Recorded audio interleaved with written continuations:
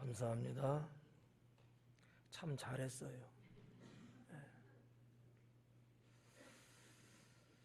오늘은 재난의 징조라는 주보에 나와 있는 제목 그대로 읽은 본문의 말씀을 강의하도록 하겠습니다.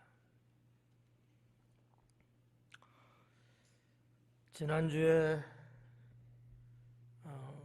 의욕을 갖고 하려고 했지만 못했어요. 오늘은 틀림없이 8절까지는 밥을 안 먹더라도 마칠 테니까 일찍 집에 갈 생각들 하지 마시고 끝까지 경청하시고 믿음으로 동참하시면 좋겠습니다. 3절 말씀에 보니까 예수님께서 감람산에서 성전을 마주대하여 앉았을 때에 지금 요 상황에 대한 설명을 지금 하고 있는 거죠. 예수님께서 지금 어디 계시는 거예요? 감람산에 지금 계신 거예요. 근데 어떤 상태죠? 예루살렘 성전을 마주 대하면서 앉아 계신 상태, 이렇게 이제 묻는 거죠. 우리가 지난주에 1절과 2절을 보면서 예수님께서 어디 계셨어요? 예루살렘 성전에 계셨어요. 뭐 일주일 지났으니까 근데 성전에 계시다가 나오셨잖아요. 나오시면서 그게 이제 1절의 말씀이고 2절의 말씀은 그 상황에 대한, 성전에 더 이상 있을 수가 없어서 성전에서 나오셨는데 성전에 대한 예언을 언급하셨잖아요.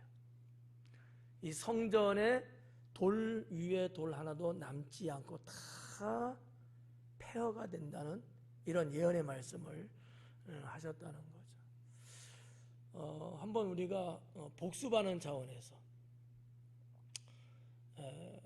왜 예수님께서 성전에서 나올 수밖에 없었을까? 예수님이 성전에서 나올 때에, 지난주 말씀이에요. 나올 때, 나오고 난 다음에 그 다음에는 성전에 들어간 적이 있다 없다? 없다. 왜 예수님께서 다시 성전에 들어가지 않으셨을까? 그 이유가 뭘까? 뭐라고 제가 말씀드렸죠?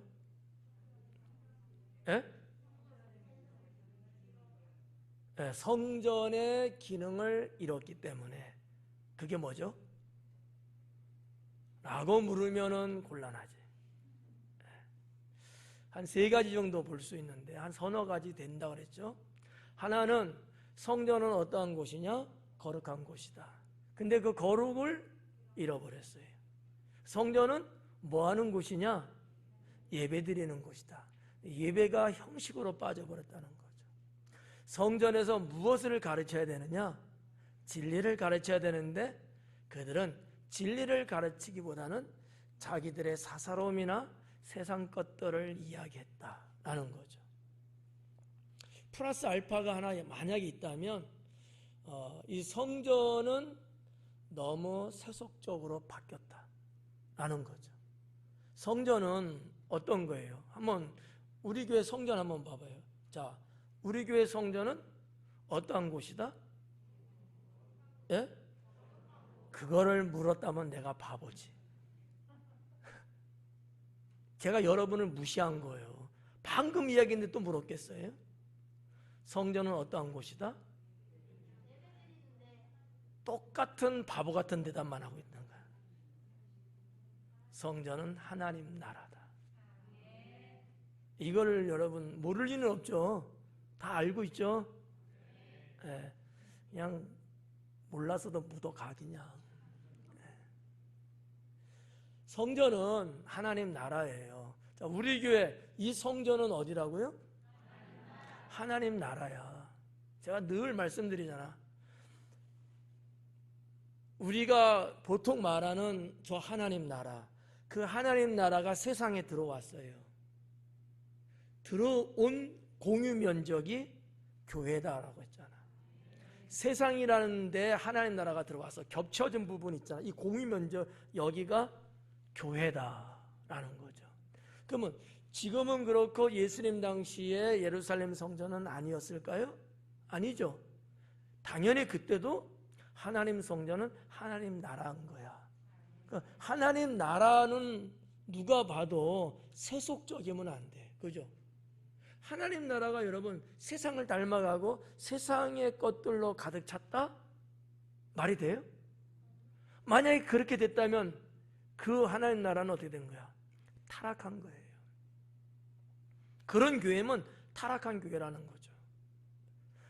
당시의 예루살렘 성전은 그런 것들로 그냥 범벅이 돼 있었던 거예요.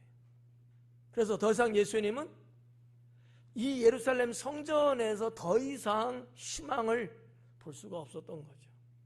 그리고 그 성전을 12장까지 거기서 사역을 쭉 한 내용이 나오고 13장 1절에서 그 성전을 떠나시는 거죠.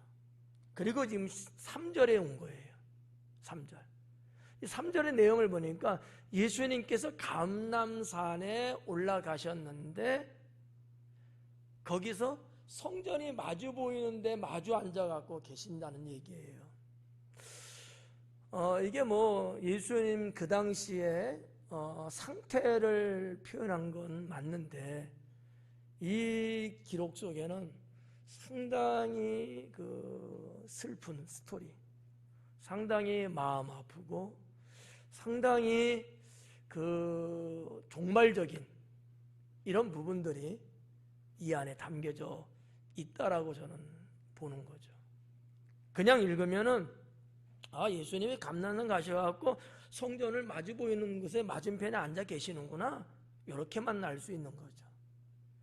그러시는 예수님의 상태 이런 여러 가지를 제가 잠깐 이제 설명해 드리려고 해요. 자, 예수님은 예루살렘 성전의 현 상태가 어떤 줄 알고 장차 이 성전이 어떻게 될 것을 알까요, 모를까요? 아시는 거죠.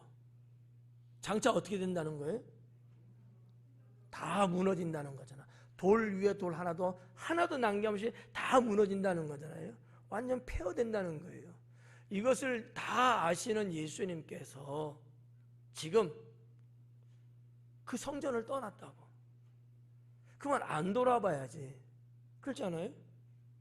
이제는 좀 속된 말로 말하면 정내미가 떨어지듯이 너무너무 속상한 마음으로 다시는 쳐다보고 싶지가 않은 거야. 너무 슬픈 얘기니까. 그리고 그냥 훌쩍 가셨어야 되는 거잖아요. 여러분 같으면 어때요?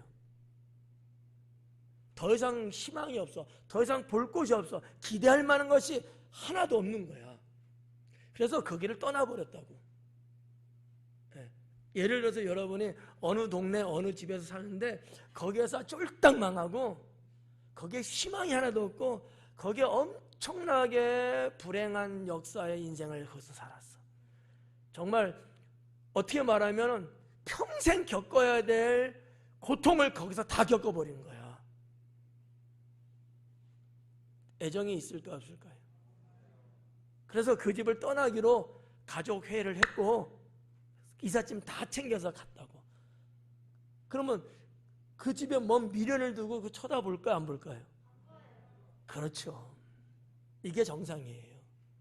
근데 왜 예수님은 감람산에 올라가셔서 또 그 예루살렘 성전을 쳐다보셨을까?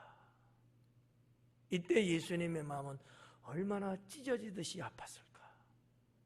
주님의 마음을 좀 느껴보자는 얘기예요. 여러분은 좀 성격이 좀 어때요? 아닌 건 아닌겨?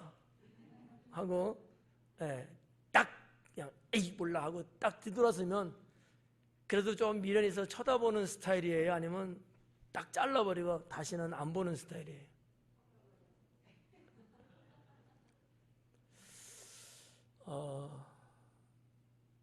지금 감람산이 이제 있잖아요. 오전 예배는 여러분을 예루살렘 성전이라 했는데 저녁 예배는 바꿔서 좀 입체적으로 이쪽이 예루살렘 성전이 있는 거야. 그 반대편이 감람산이에요. 자, 이쪽입니다. 이쪽이 서쪽, 동쪽이에요. 서쪽입니다. 헷갈려요? 이쪽이 실제는 이쪽이 동쪽이야. 예, 지금 우리나라 볼 때 동쪽인데, 자, 동쪽이고 서쪽이야. 예루살렘 성이 높이가 한 약 800m 좀 내외 돼요. 예. 근데 반대편 동쪽으로는 감람산이 있어요. 이 감람산은 예루살렘 성보다도 더 높아요. 예. 그래서 거기서 이렇게 보면은 예루살렘 성이 내려다 보여요. 이렇게 보이는 건 아니고 좀 비스듬하게 약 한 5도 각도 정도로 이렇게 좀 아래쪽으로 이렇게 쳐다보게끔 돼 있어요. 근데 더 높이 꼭대기까지 올라가면 조금 각도가 더 나오겠죠? 한 7도라 그럴까? 네, 이렇게 더. 근데 이 감람산이라고 하는 것은 유대인들에게 있어서, 특히 예수님에게 있어서는요, 감람산은 어떤 산이냐? 기도의 산이에요. 여러분이 잘 알고 있는 무슨 동산? 겟세마네 동산이 어디 있어요? 감람산에 있어요. 그러니까 자, 예루살렘 성 끝자락 동쪽으로 골짜기예요. 기드론 골짜기라고 이야기하죠. 골짜기에서 쭉 내려가 걸어서 한 10분 정도 내려갈 수 있어요. 쭉 내려갔다가 올라갈 땐 조금 더 걸리겠죠, 시간이? 숨차니까. 그래서 한 15분 정도 이렇게 올라가면 제 생각이에요. 나중에 따지지 마요. 또 목사님 40분 걸리던데 그러지 말고 대략 한 30분 정도면은 골짜기를 내려갔다가 감람산으로 올라가지 않을까. 이렇게 지형이 그렇다는 거. 지형이 이렇게 돼 있어. 그러면 겟세마네 동산은 감람산에 있어서 낮은 지역, 초입이에요. 근데 거기서도 이렇게 보면은 예루살렘 성이 이렇게 보여. 근데 이 겟세마네 동산에 여러분 나중에 성지순례를 가보시면 간분도 기억이 안 날 수도 있어. 지금 거기에 올리브나무, 감람나무 2000년 된 나무가 지금도 있어요. 예수님 당시에 있었던 나무, 주님이 엎드려서 기도했던 그 자리 옆에 있는 나무. 가보고 싶은 생각들 없으신가? 내가 하와이는 놀러가도 내가 거기는 안 가. 혹시 그런 분들 계시면 깊이 회개해야 될 거예요. 하여튼 그렇게 이 겟세마네 동산 약간 올라가면 예루살렘 성이 이렇게 내려다보는데 더 올라가면 더 보여요. 거기서 보시는 거예요. 예루살렘 성전 쪽을 향해서 바라보시는 예수님은 무슨 생각에 잠겼을까? 분명히 예수님은 돌 위에 돌 하나도 남김없이 다 성전은 파괴된다고 예언하시고 빠져나온 거예요. 그랬는데 그 성전을 쳐다보고 계시는 거지. 얼마나 슬펐을까? 예수님이 예루살렘 성전이 파괴되기를 고대했을까요? 그런 희망을 갖고 사역하셨을까요? 절대 그러지 않았을 거예요.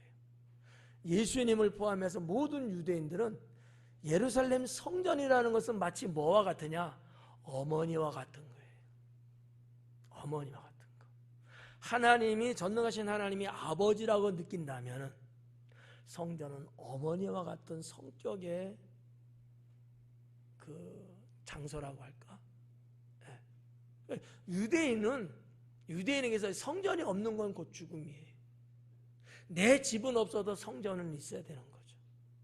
이게 유대인들의 신앙이고 사상이거든요. 근데 그곳이 파괴된다는 거죠.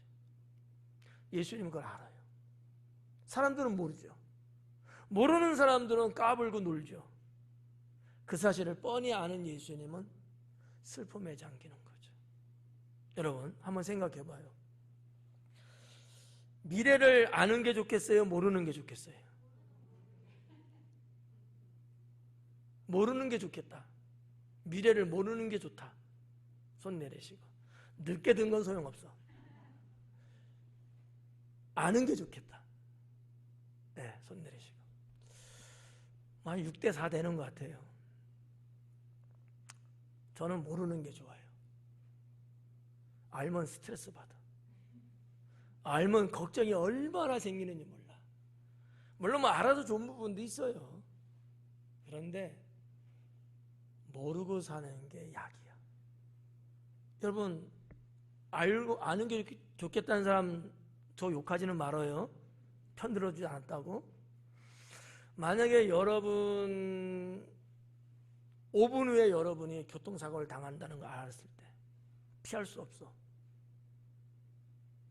5분 동안은 어떻게 살 것 같아요? 자지러지고 살 것 같아요. 그러지 않아요? 견딜 수 있어요? 50년 같은 막 그런. 네.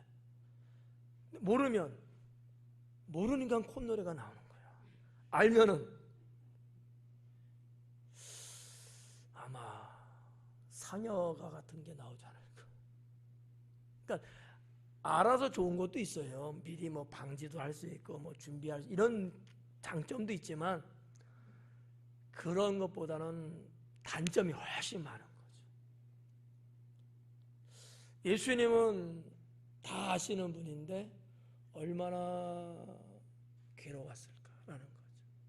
단순하게 일상생활적인 것이 아니고 하나님이 임재하시기 위해서 지어졌다고 하는 성전, 그리고 내 백성들이 늘 어머니처럼 출입하면서 삶의 중심으로 여겼던 그 성전,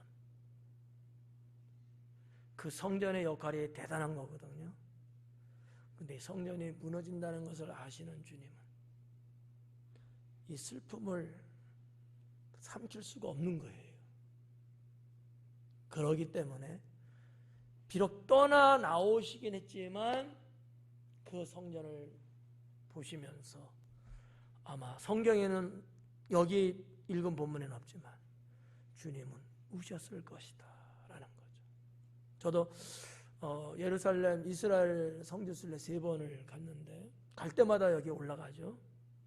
올라갈 때마다 이렇게 성전을, 예루살렘 성을 쳐다보죠.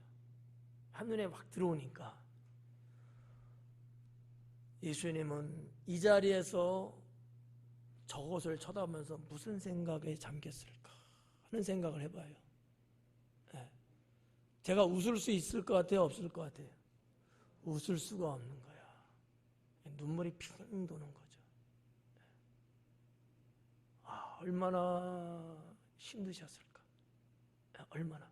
그리고 그 예루살렘 성, 그 성전 바깥 골고다에서 주님이 거기서 돌아가실 것까지 주님은 알고 계시거든.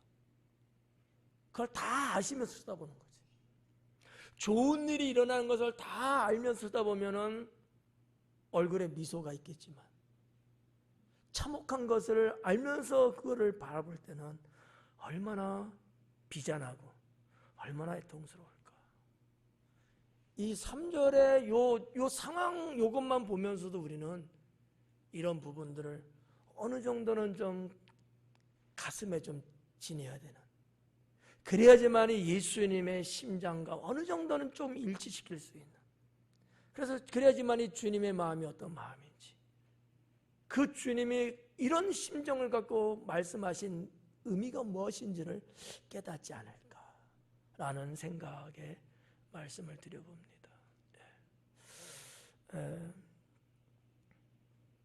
감람산에서 성전을 마주 대하여 앉았을 때, 아니 조금 돌아서서 앉지 이렇게. 성전 보지 말고 저 이렇게, 이쪽으로. 얼마나 좋아. 왜냐면 남쪽을 보면 뷰가 좋거든요. 이 동쪽 뒤에는 더 높은 산이 있어. 산 중턱이니까 더 계속 산이잖아요. 볼 건 없어. 앞에 보면 예루살렘 성전, 참 슬픔에 도탄에 빠질 수밖에 없는 그것이잖아. 근데 남쪽을 보면 남쪽에 뷰가 좋아. 그 길을 차라리 보셨으면 얼마나 좋을까. 그러니까 저는 그렇게 생각하는 거예요. 주님이 저 성전을 마주 앉아서 봤을 때는 뭔가 주님의 마음을 전달하는 게 있지 않았을까, 이런 생각을 갖는 거죠. 멸망당하는 것은 어쩔 수 없이 당하는 거지만 그런 거를 알고 그거를 보시는 주님의 그 마음은 그 원한 건 아니잖아. 이런 것들을 이 성경 메시지를 통해서 우리에게 주고 있다는 거죠. 저도 그렇고 여러분도 이런 거를 체감을 해야 돼요. 이거를 못 느끼면 성경은 그냥 일반 책 정도밖에 안 되거든. 네. 여러분이 얼마만큼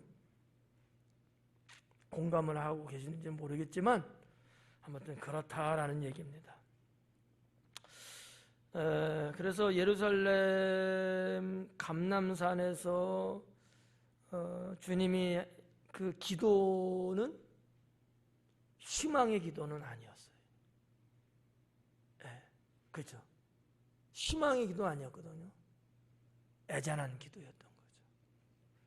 비통의 기도였다는 거죠. 자, 더 넘어가서 그 앉아 있었을 때, 계셨을 때에 제자 중에 베드로, 야고보, 요한, 안드레가 조용히 묻되, 이렇게 기록하고 있어요. 보통 3명만 기록을 했었는데 오늘은 4명을 언급했어요. 한 명이 추가됐죠. 안드레.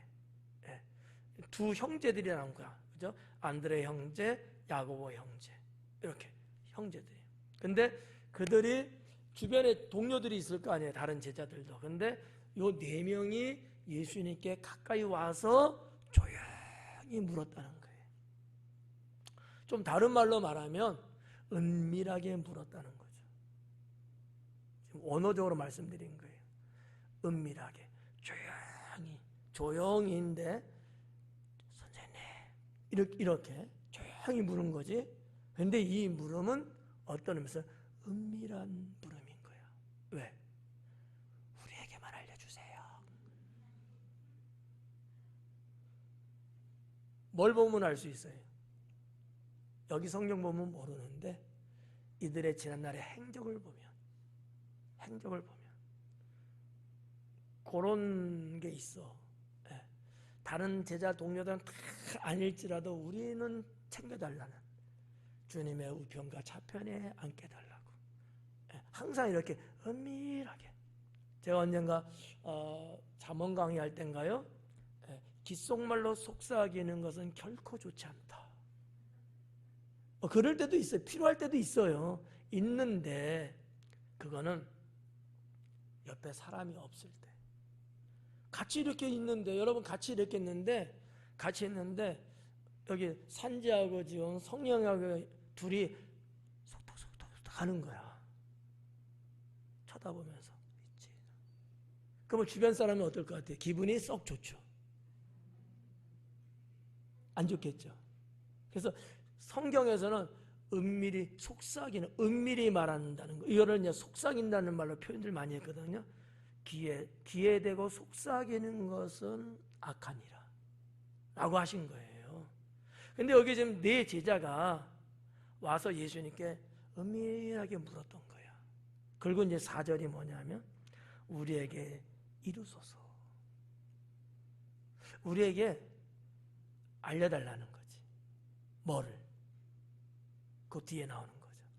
어느 때에 이런 일들이 일어나겠습니까? 요 내용이에요. 어느 때에 이러한 일들이. 제가 자장가로 지금 말하고 있기 때문에 졸며 잘 새도 좀 있어. 괜찮아요? 그냥 주무셔도 돼. 상관없어. 나도 이제는 도사가 돼갖고. 자, 은밀하게 물으면서 우리에게만 이야기해 주세요. 그러는 거야. 그러면서 뭐라 그래?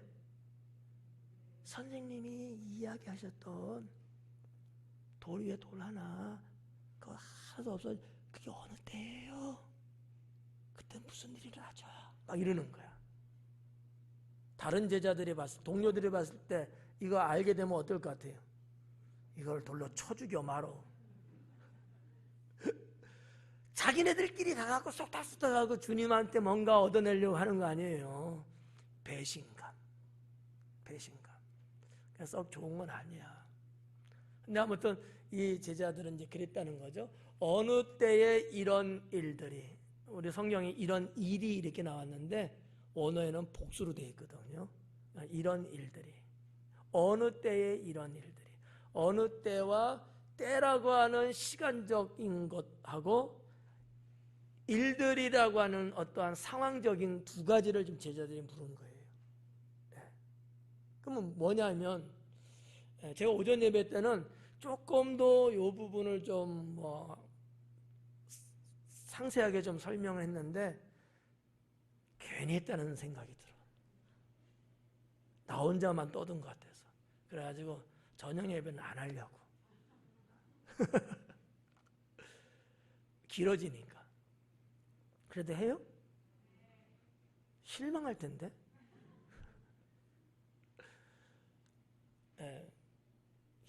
어느 학자들은 어느 때와 이런 일들이라는 것을 따로따로 해석을 하는 분들이 계셔요. 그래서 어느 때는 우리가 이제는 우리가 다 아는 거지만 이스라엘 예루살렘 성전이 파괴된 때를 말하는 것이고, 이런 일들이 어떤 일들이라는 것은 말세에 나타날, 이렇게 딱 찢어서 해석하는 분들이 계셔요. 저는 그렇게 보지는 않아요. 똑같은 사건에 대한 것을 저는 봐요. 그리고 이제 아까도 얘기했지만 우리 성경에는 단수로 기록됐지만, 번역해냈지만 언어 헬라어에는 복수로 되어 있다라는 거죠. 왜냐하면 어떤 일이, 그러니까 이거는 한 가지 일만 그렇게 말하는 게 아니고 다발적으로 일어나는 거예요. 다발적으로. 유대인들의 어법이 그렇고 학문적인 게 좀 그런 게 있어요. 한번 옛날에도 창세기 강론에서도 말씀드렸는데, 하늘은 어때요? 하나에 둘이에요. 하늘이 10개. 맞아요, 틀려요? 진경아, 하늘은 몇 개? 하나. 산지는? 순간이는? 한 개? 3명이 한 개라고 하니까 한 개가 맞아. 이 있는 분 계세요? 없죠? 그렇지만 하늘은 복수를 씁니다. 우리나라 문법으로는 이해가 안 가는 거예요. 그러니까 유대인들의 사상과 유대인들의 그 학문적인 거는 달라요. 그래서 사람이 감당할 수 없이 큰 거, 엄청난 이런 거는 복수를 쓰기도 한다는 거지. 그러니까 어떠한 일인데 우리가 감당할 수 없는 일이야. 그래서 단수 써, 복수 써요? 복수 쓰는 거야. 근데 원준이가 감당할 수 있는 정도면 단수를 쓰지. 좀 이해가요? 그러니까 우리 식으로 성경을 해석하면 틀려요. 유대인들이 썼고 유대인들을 향하고 이방인, 헬라인, 로마인을 향하여 쓴 성경이기 때문에 그들의 사고방식, 그들의 문화, 그들의 환경, 이런 그들의 어떤 생각을 갖고 있느냐에 맞춰서 해석을 해야 좀 더 정확하게 갈 수 있다라는 거지. 괜히 들었죠? 안 해도 되는 거를. 이런 내용이에요, 이런 내용. 별건 아니야. 큰 도움은 안 되는데, 그래서 어느 때에 이런 일들이, 어느 때는 뭐예요? 어떠한 시간적인 거야. 그죠? 시간적인. 그러면 우리가 이렇게 볼 때 이거는 예루살렘 성전의 멸망을 말하는 거예요. 제자들은 모르잖아. 예수님을 알고. 우리는 여러분 다 알잖아요. 지금 강해드리면서 주 70년 디토 장군에 의해서 완전히 예루살렘 성전이 파괴됐다고 말씀드렸잖아요. 그때를 말하는 거예요. 어느 때입니까? 제자들은 모르고 물은 거예요? 그걸 말하는 거예요. 예루살렘 성전에 돌 위에 돌 하나도 남김없이 파괴되는 그때, 그게 어느 때냐는 거, 어느 때. 그리고 어느 때고 이런 일들이. 그러면 발생하는데 상황에 대한가 무슨 조짐이 뭔가 일어나고 뭐 이러는 거 아니겠느냐 이런 내용들이에요. 그러니까 예수님의 이 말씀에 대해서 제자들은 상당히 신경이 날카로워진 거예요. 왜 그랬을까? 왜 그러죠? 왜 제자들은 예수님이 예루살렘 성전이 파괴된다는 것에 대해서 왜 신경이 날카롭고 왜 여기에 민감하게 관심을 가질까? 그냥 질러봐요. 왜 그럴 것 같아? 성전이 어머니 같은 거니까. 그렇지. 그보다 더 근본적인 거는 그들은 유대인이니까. 여러분은 신경 없죠? 유대인들은요, 예루살렘은 아까 말한 것처럼 이건 우리가 하나님을 만나는 장소야. 하나님께 나아갈 수 있는 길이야. 그 우리의 인생의 어머니 같은, 우리 영혼의 어머니 같은 거야. 그러니까 유대인이라면 모두가 다 예루살렘 성전을 자기 생명보다 귀하게 여긴다는 거죠. 그래서 뭐 딴 때는 몰라도 1년에 한 번 돌아오는 무슨 절? 유월절만큼은 무슨 일이 있어도 아무리 멀어도 예루살렘 성전에까지 가서 유월절을 지키는 거죠. 오늘날 우리들도 그럴까? 제주도로 한번 해볼까? 제주도? 아니 안 되겠다. 그참에 놀러 가려고 해서 안 되겠다. 막 이렇게 몇 시간 가야 되는 곳이 있다고 쳐.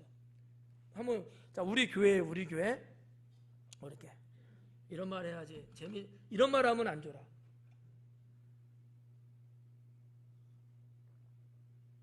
자, 우리 교회가 당진에 있어요. 근데 성도님들 중에 멀리 나가서 사는가 타지방 가서 부산이라고 치자. 부산. 그래도 뭐 부산 가는 한 400km 되니까 여기서 멀죠. 제일 멀죠. 평상시에는 못 와도 예를 들어서 우리 교회 창립 주일 있잖아. 이 말하면 또 누가 부담될까?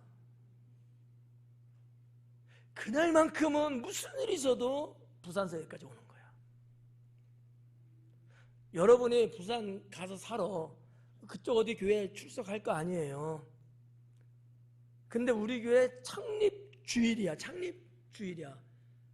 여러분 올까 안 올까? 말 잘해야 돼.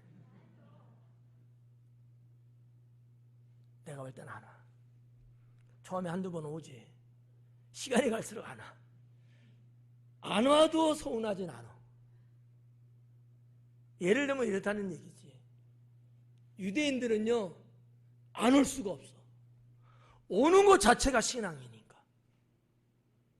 여러분은 부산에서 여기 오는 게 안 오는 게 신앙이야. 그냥 예를 드린 거예요. 좀 무슨 말인지 의미가 이해돼요? 우리하고는 다르다는 거야. 그들에게는 그거보다 중요한 게 없어요. 그러니까 여러분 그 이스라엘 국민들 저번 해외 거기서도 비행기 타고 가잖아. 비행기 값이 좀 비싸?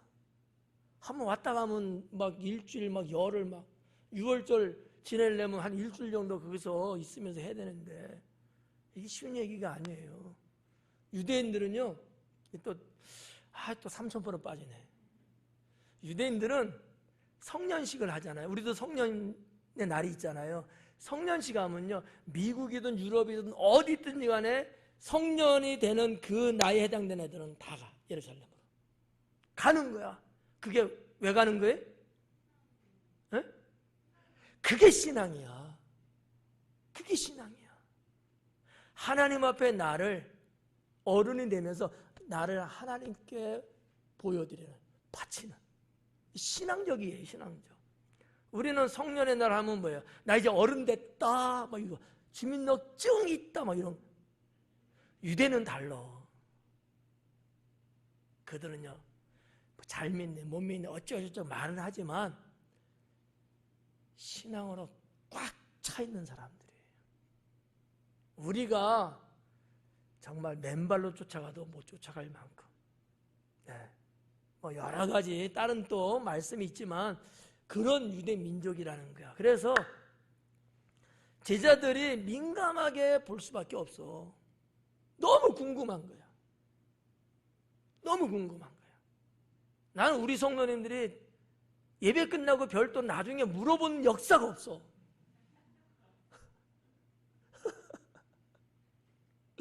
근데 이 제자들은 얼마나 속이 타들어갔겠어요. 아이, 끄떡이든지 아니면 뭐 절레절레 하든지 뭔가. 그래서 물어보지 않았을까. 이거는 유대인, 그들만의 존재감, 유대인, 그들만의 신앙, 그들의 상황, 여러 가지 놓고 볼 때 그럴 수밖에 없다는 것.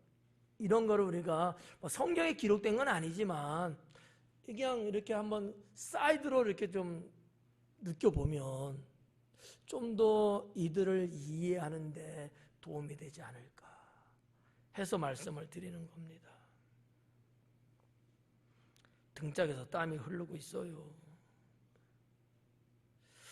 그래서 이제 3절 끝나고 4절도 그렇게 지금 지나가는 거예요.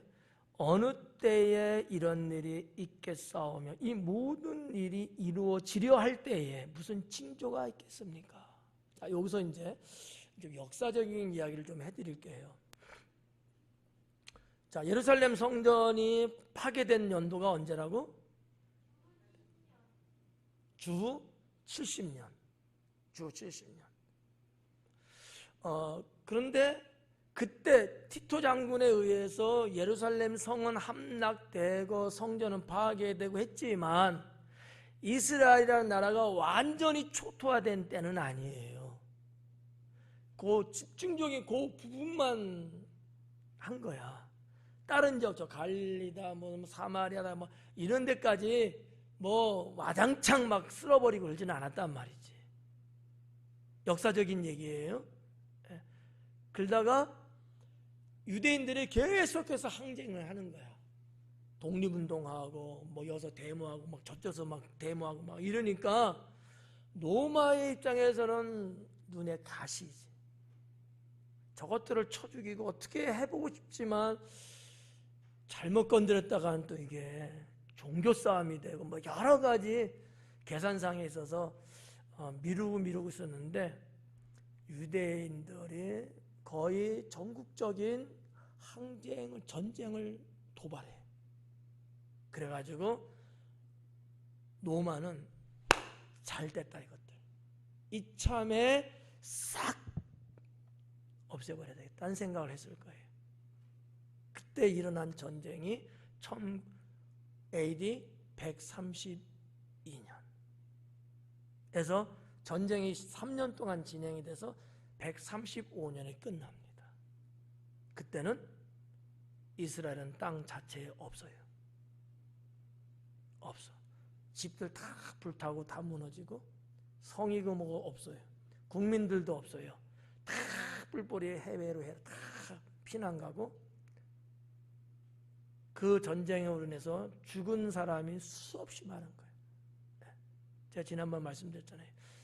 이 70년 이때의 사상자가 110만 명. 132년에 시작해서 그때 사상자가 약 56만 명 정도. 그 부상자, 도피자 할 것 없이 하면 그때 당시에 이스라엘 백성은 그렇게 많지 않았거든요.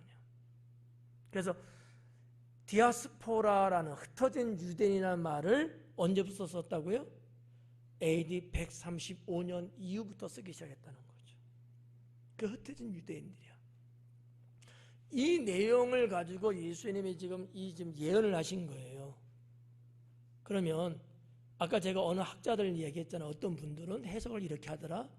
그분들은 어느 정도는 예루살렘 성전의 파괴 때를 이야기한다고 보면서 이런 일들이 있겠냐, 이거는 말세에 나타날 거다 이렇게 보는 학자들이 있다는 거예요. 저는 그렇게 안 본다는 거지. 동일선상에서 AD 70년과 AD 135년 이 약 60 몇 년 어간에 일어나는 사건을 예수님은 지금 예언하셨다. 저는 이렇게 보는 거죠. 물론 더 넓게 보면은 지구의 멸망이라고 하는 말세까지도 말할 수는 있어요. 근데 너무 어거지 아닐까라는 거죠. 그 부분은 제가 또 좀 더 감서 풀어드릴게요. 왜냐하면 어떤 분들은 무슨 뭐 나라와 나라, 민족의 민족을 기근과 지진이 일어나고 막 이러니까 그 시대는 없었잖아. 그러면 오늘날 이런 시대 아니야? 또 성령 여기도 있듯이 내 이름으로 나타나서 뭐 유혹하고 그러니까 그 시대는 들어본 적이 없어. 그런 일이 있었다는 거를. 소연이 들어봤어요? 못 들어봤죠. 김소영 권사님이 올라오면 다 모르는 거야 이건. 그리고 막 자기가 메시아다, 막 그리스도다, 하나님이라고 막 말하는 사람들 어느 때 지금 일어났다고 보는 거예요. 세상 종말 때, 그죠? 이런 여러 가지를 가지고서 유출을 하다 보니까 그때 저때 이렇게 나눌 수밖에 없는 거야. 이거는 대단히 미안하지만 역사를 모르는 사람들이라는 거지. 여러분도 그 역사를 알 수 있도록 제가 해드릴 거니까 나갈 때 1,000원씩만 내시면. 이 8절까지 내용이 동떨어진 성경만의 말씀이 아니고 세계 역사와 맞물려 있는 사건을 주님은 예언하셨다라고 하는 겁니다. 자, 그러면 이제 4절 마무리하고 넘어갈게요. 이 모든 일이 이루어지려 할 때 무슨 징조가 있사오리까? 이 징조에 대한 문제야. 쉬운 말로 말하면 무슨 표시가 나요? 어떤 표시가 있어요? 이런 거야. 어린아이들이 알아듣기 쉽게 말하면. 이걸 제자들이 묻는 거잖아요. 그런 일이 있으면 뭐 이렇게. 왜냐하면 유대인 이 제자들도 구약 성경적으로라든지 옛날서부터 쭉 내려왔던 거 보면 어떤 의식은 있냐면은 하나님이 뭔가 심판하시고 뭐 이렇게 할 때 항상 전조현상 같은 게 있다는 걸 알고 있거든요. 무슨 사인이 있나요? 라는 질문은 상당히 자연스러운 거예요. 우리는 이런 질문 안 해. 맞다 틀다 단답형으로 가버려. 우리는 민족 자체가.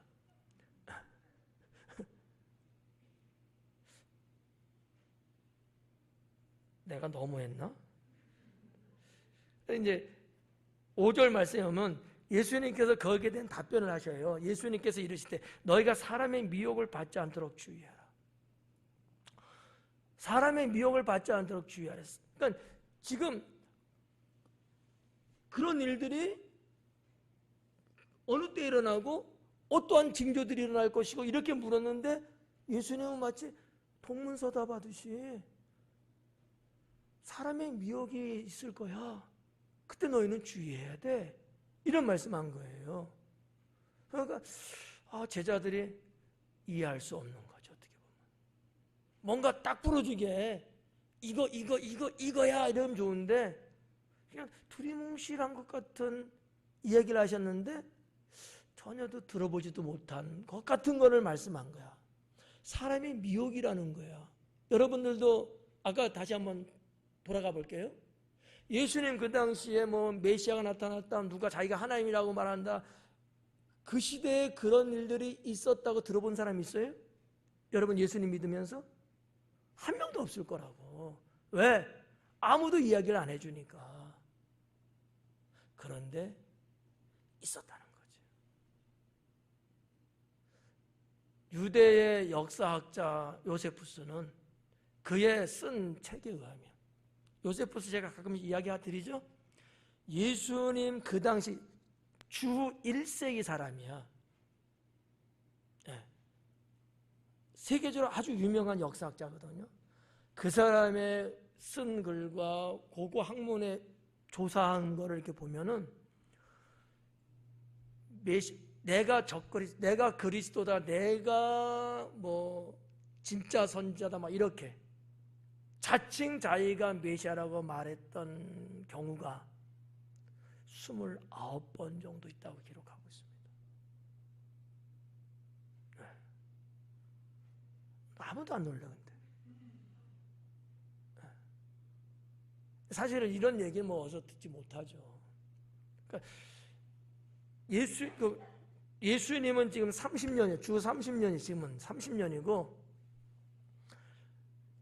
예루살렘 성전이 파괴될 땐 주 70년이에요. 그러면 약 한 40년 정도 차이 나지 않습니까? 예수님은 지금 미래에 대한 예언을 하셨잖아.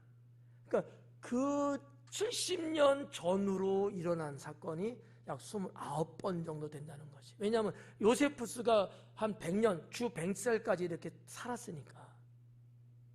역사학자니까 계속 역사를 기록할 거 아닙니까? 책을 쓰면서. 무슨 일이 있었다. 뭐 노스트라다무스 뭐 이야기도 지금 사실은 글에 의해서 지금 내려오는 것들도 있잖아요. 그런 것처럼 역사학자들은 그런 거 쓰거든요. 근데 다 계속 숫자를 세보니까 29번 정도가 있었던 거지. 그러니까 예수님이 지금 이 5절의 말씀, 사람의 미혹을 받지 않도록 주의하라 라는 게 맞는 거예요. 적그리스도, 요즘은 이렇게 말하잖아. 그럼 예수님 당시에는 뭐라 그랬을까요? 거짓 선지자, 거짓 교사.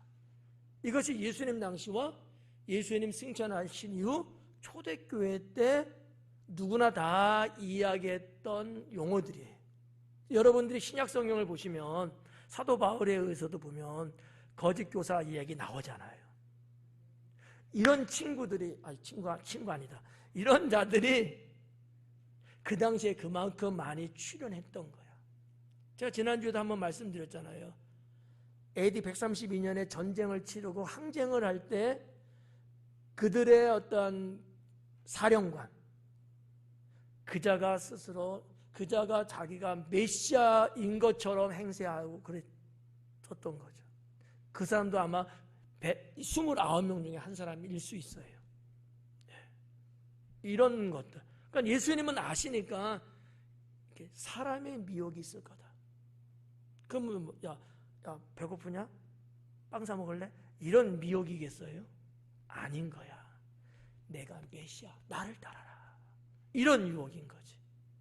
이해가요? 그래서 여기서 사람의 미혹.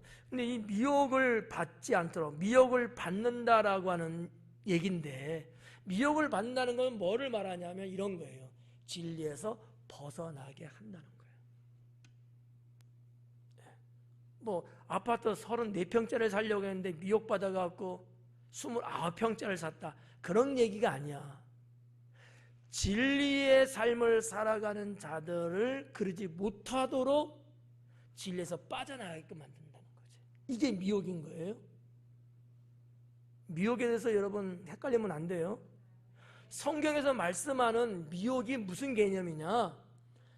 하나님을 믿으면서 살아가는 자들이 그러지 못하도록 하는 게 미혹이잖아. 좀 더 구체적인 내용은 뭐야? 진리를 따라 살아야 되는데 비진리를 진리라고 속이면서 영생의 길을 걸어가야 되는데 사망의 길로 가게끔 만드는 거잖아. 이게 미혹인 거거든요. 근데 이걸 누가 한다고요? 사람들이 그 일을 저지르고 있다는 거죠. 저지르게 된다는 거예요. 그러니까 사탄이 사람을 내세워서 한다라는 얘기죠. 그게 적그리스도, 다시 말해서 거짓 교사, 거짓 선지자였던 거죠. 자, 그렇다면 오늘날 저와 여러분은 하나님을 믿고 또 예수님 믿어서 구원받았다고 하고 천국 백성이라고 말하고 성도라고 말하고 좀 더 심하게 말하면 나는 예수님의 제자다. 노멘? 아멘. 아멘. 나는 예수님의 제자다. 나는 예수님의 제자가 되려고 하는 거야. 나는 예수님의 제자로 살아갈 거야. 막 이런 신앙들이 있잖아요. 그런 우리는 어떻게 해야 되느냐는 거지. 사람의 미혹이 있을 거니까 주의해야 된다 그랬잖아. 이 주의한다는 얘기는 경계하라는 거예요. 깨어 있으라는 얘기야. 깨어 있으라고. 나 이런 말씀만 하려면 내 마음이 아파. 부담스러워. 근데 할 수밖에 없잖아. 안 그래? 언젠가는 후회할 거야. 목사님이 그렇게 이야기하실 때 내가 왜 그랬을까? 정말 후회할 거야. 근데 그땐 늦어. 우리가 영생을 보장받은 구원받은 성도가 맞다면 깨어 있어야 돼요. 이건 뭐 잠자고 이런 얘기 아니잖아. 영적인 얘기죠. 영적으로 깨어 있어야 된다. 예, 주일날도 말씀드렸지만 말씀과 기도를 날마다 경건하게. 다른 말로 하면 그게 플러스 성령으로 충만해야 된다. 이런 게 뭐예요? 쉽게 말하면 깨어있는 신앙인 거죠. 이래야 된다는 거야. 이러지 않으면 뭐가 봐요? 미혹이 오는 거야. 근데 이길 수 있어요? 이길 수 없다는 거예요. 이길 수 없다는 거야. 이길 수 없다는 얘기는 게임아웃, 사망으로 들어가는 거예요. 여러분, 사탄이 미혹하는데 이기지 못하면 사망으로 가는 거죠. 천국 가겠어요? 못 가죠. 네. 이런 말씀을 예수님은 이때 하신 거예요. 네. 근데 예수님은 벌써 30년의 말씀하셨는데 무리 한 100년을 내다보면서 말씀하신 거라고. 100년을. 물론 이것을 2000년을 더 내다보면서 말씀했다고 봐도 틀리다고 말할 수는 없어. 근데 1차적으로는 이스라엘의 멸망이라고 하는 100년이라는 세월, 역사적으로 그걸 보고 말씀하셨다. 1차적인 예언이에요. 확대해서 보면 지구 종말이라고 하는 것까지도 확대해서 볼 수는 있는데, 우리가 강해를 하고 성경의 말씀을 깊이 있게 공부하는 측면에서는 영적인 부분도 있지만 실제적인, 현재적인 그것 먼저 우리가 알아야 된다는 거죠. 이해가요? 네.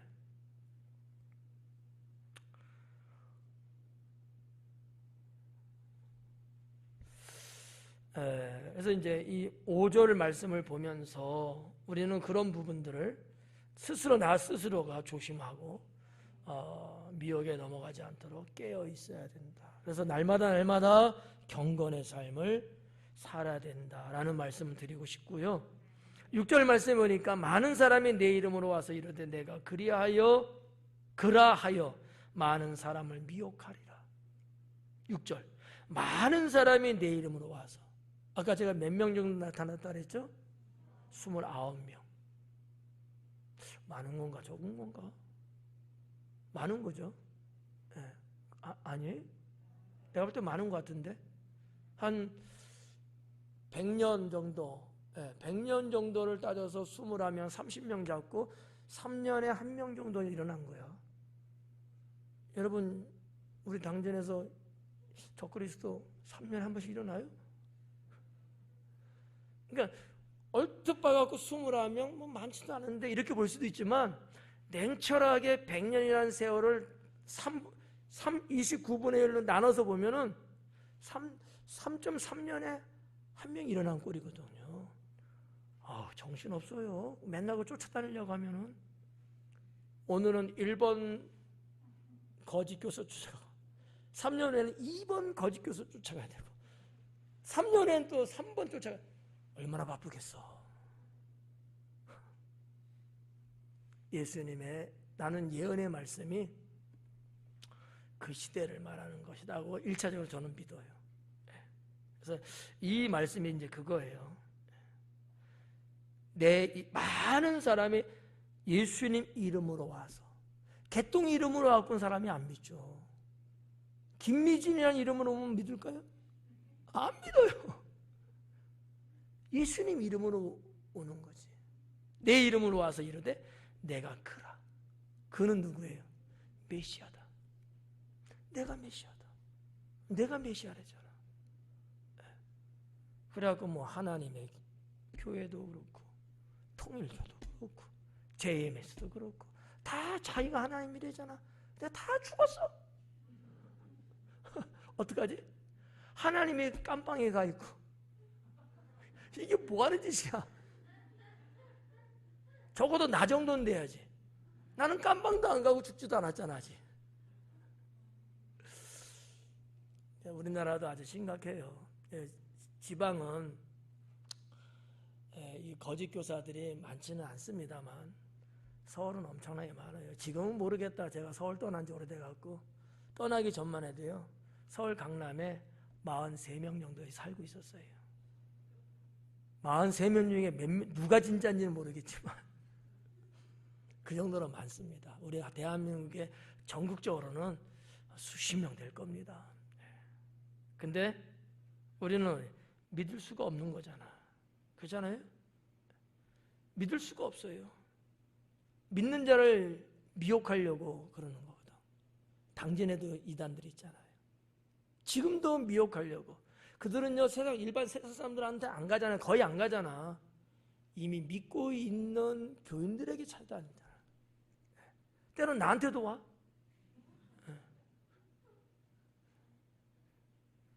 뭘 어떻게 하겠다고 나한테. 신천지는 계속해서 문서 보내. 돈이 아까울 텐데. 6절 말씀은 이렇게 미혹하는 때를 예수님이 예언했는데 정말 그 예언대로 그 많은 이들이 나타나서 유대인들을 미혹을 계속하는 거예요. 유대인들은 하나님 믿는 자들이에요. 계속하는 거지. 자, 그 다음에 7절 말씀에 보니까 난리와 난리의 소문을 들을 때에, 난리와 난리의 소문을, 난리도 듣고 난리의 소문이야. 이렇게 보시면 돼요. 이게 조금 애매모호한데, 자, 난리의 소문은 난리는 안 났어. 근데 난리 난다는 그런 소문인 거야. 난리 나고 있는 이야기와 난리가 아직은 안 났지만 난다고 하는 이야기, 두 가지예요. 이런 것들이 있다는 얘기지. 그런 얘기를 들을 때에 두려워하지 말라. 왜 두려워하지 말라고 그래, 예수님이? 왜 예수님이 제자들에게 이러한 소문이 너희 귀에 들릴 때 왜 두려워하지 말라는 거예요?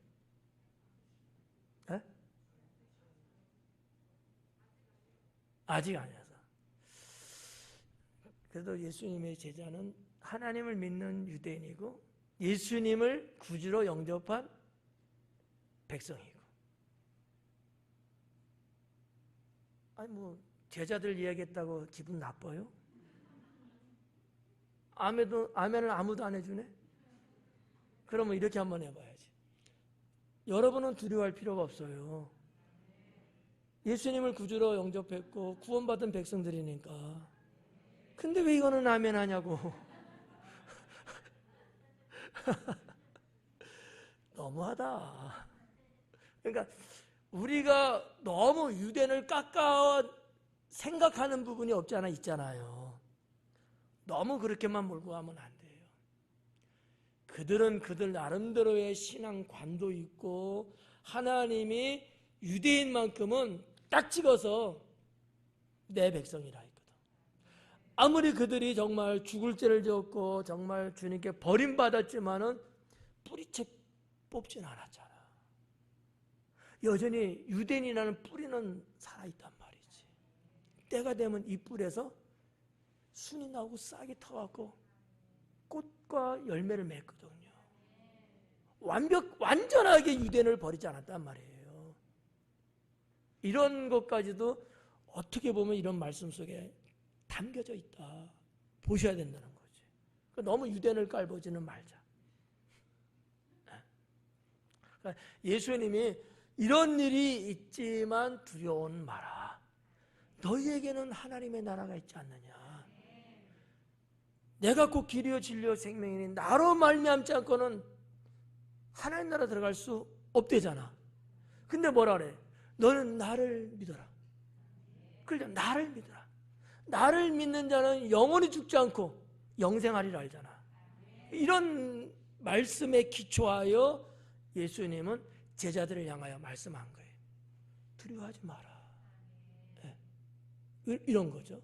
지금까지 3년 사역하시면서 계속해서 예수님은 제자들과 함께 하시면서 그들이 두려워할 때마다 두려워하지 말라 하잖아. 내니 두려워 말라. 갈릴리 호수 거기 무리를 걸으셨던 예수님 보고 제자들 놀라 자빠졌고, 베드로도 그러는 와중에 내니 두려워 마라. 주님이시면 나를 걸을 수 있게 하소서. 걸어와라. 이러한 말씀들이 이 짧은 말씀 속에 다 이렇게 농축되어 있는 거예요. 이 신앙이라는 거지. 그럼 우리는 어때요?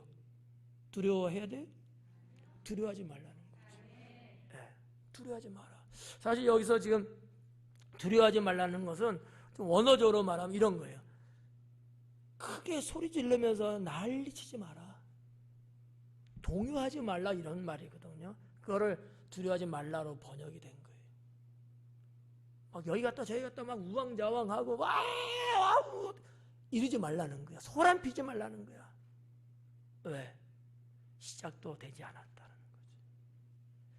괜히 무서운 척하지 말라는 거야. 두려워하지 마라. 담대하라. 너의 하나님이 너희와 함께 계신다라는 거죠.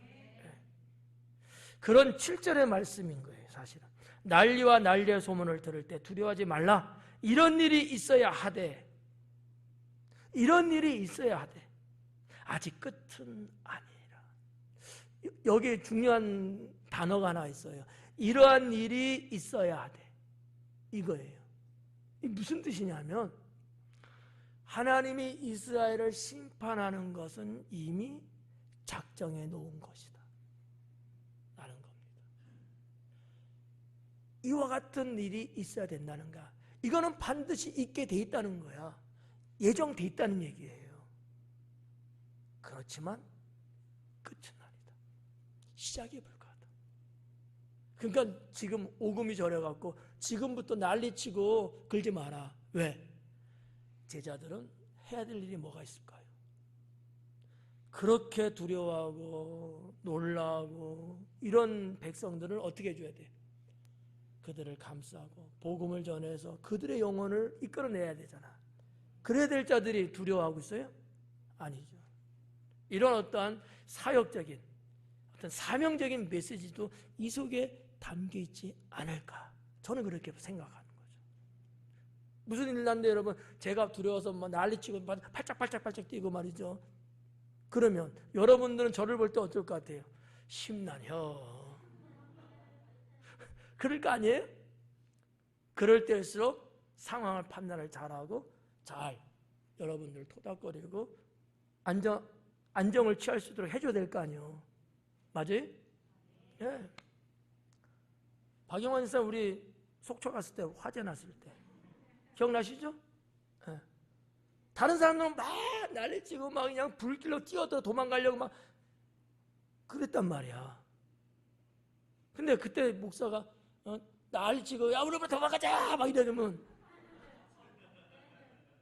그거 될 것 같아요? 뒤에서 우리 집사람들이 아이고 우리 목사님 저 봐라 저 봐라 그랬을 거 아니야. 그러지 않고 상황을 불이 어디까지 왔는지 창문을 통해 올라가서 보고 내려와서 물수건 호텔에서 가져와서 적셔갖고 하나씩 다 가지게끔 하고 기다리자. 좀 더 기다리자. 그래갖고 어쨌든 간에 안전하게 빠져나왔잖아. 생각하면 그때 내가 화들짝거렸으면 와, 나 그럼 과연 목회할 수 있을까? 그때 몇 명의 우리 집사님들 나를 어떻게 생각할까? 네. 아우, 큰일 났을 것 같아. 그때 내가 여기 두려워하지 않았던 게 얼마나 감사한지 몰라. 예를 드린 거예요. 예수님의 이 말씀 하나에는 이런 다양한 메시지도 우리가 이렇게 느낄 수 있는 게 필요하지 않을까라는 거죠. 코로나가 지금 극성을 부리지만 우리 교회는 어때요? 차분하잖아요. 조용하잖아. 안전하잖아. 그러니까 이런 것들이 어떻게 보면 그 당시에 예수님 제자들이 앞으로 해야 될 일이 무엇이냐라는 암시하는 주님의 말씀이 아니었을까 그렇게 생각을 해보는 거죠. 이런 일이 있어야 돼. 예정됐어요. 피할 수 없어요. 아직 끝은 아니니라. 8절에 민족이 민족을 나라가 나라를 대적하여 일어나겠고, 이게 20세기에서 되어질 일이 아니고요. 그 시대에 민족과 국가 간의 서로 전쟁과 항쟁들이 여기저기 도처에서 많이 일어났다는 것이 세계 역사 속에 있다는 거죠. 곳곳에 지진이 일어났고요. 기근이 있었고요. 흉년이죠. 이런 일들이 너무나 어려웠던 시절이에요. 1세기가요. 주 1세기, 2세기. 심지어는 조금 각도가 다른 내용입니다만, 로마가 이스라엘하고 그 주변 국가를 완전 다 장악하고 있었던 시절 아닙니까? 로마에 여러분 황제 있잖아요. 황제가 얼마나 여러분 이 각 나라를 장악하고 얼마나 핍박하고 힘들겠습니까? 하나님 완전 핍박했죠. 그러다가 주 313년 그리고 323년 이 콘스탄티노플이 콘스탄틴 대제가 기독교인이 되면서 기독교 국가가 돼서 로마가요. 그때까지는 너무 황폐한 인생을 살 수밖에 없었던 시절이죠. 그러니까 이런 것들과 아울러서 이사야서라든지 뭐 에스겔이라든지 등등의 구약의 역사에 예언된 내용을 보면 그런 데서 뭐가 나와요? 희망을 다음에는 이야기를 했다는 거죠. 이스라엘이 완전 패망 뒤에 하나님께서 싹이 순이 돋아나게 하시고 열매를 맺게끔 하신다는, 이게 너무 영적으로만 볼 게 아니고 그런 것도 필요하지만 실제적인 역사, 세계 역사 속에서 있었던 일들이라는 거죠. 두 개 다 봐야 돼요. 성경 역사와 세계 역사 보면요 딱 들어맞아요. 시간이 너무 많이 가서 이 정도로 말씀을 드립니다. 그래서 이렇게 기근이 일어나고 근데 마지막에 뭐라 그래요? 이는 재난의 시작이니라. 재난의 시작이래요. 한 100년 어간 정도 막 이러는데 아직 안 끝난 거지. 계속해서 핍박이 있고 계속해서 혼란이 있고 계속해서 어려움, 고통이 지속되는 거예요. 이게 이제 어떻게 보면 말세로 보면 오늘날 이르기까지, 지구 종말에 이르기까지 이게 지금 지속되는 쪽으로 보는 거죠. 마가복음은 여기서 마칩니다만 누가복음에서도 말씀이 나오고 신약 다른 교회사에서도 세상 종말에 대한 말씀이 있으니까 그 부분은 그때 가서 또 말씀 강해를 하도록 그렇게 하겠습니다. 오늘은 8절까지 있었던 예루살렘 성전의 파괴, 이스라엘의 폐허, 멸망 이런 것들을 다 하시는 예수님께서 예언해 내시고 이럴 때 과연 주님의 제자들은 어떻게 해야 될 것인가 라는 것도 한번 좀 생각해 보았습니다. 기도하겠습니다.